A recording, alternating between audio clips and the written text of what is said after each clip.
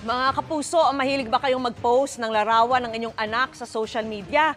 Nagbabala po riyan ang isang grupo dahil posible raw samantalahin yan ng ilang individual at gamitin sa mga malalaswang content sa pamamagitan ng Artificial Intelligence o AI. At nakatutok si Maki Pulido.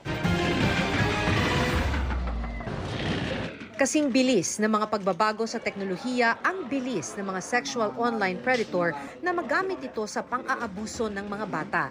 Pati artificial intelligence o AI nga nagagamit na raw sa sexual abuse ng kabataan ayon sa Council for the Welfare of Children.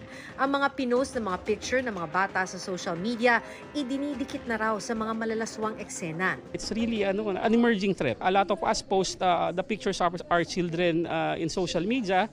They can capture perhaps the image of your child and fuse it with a not so good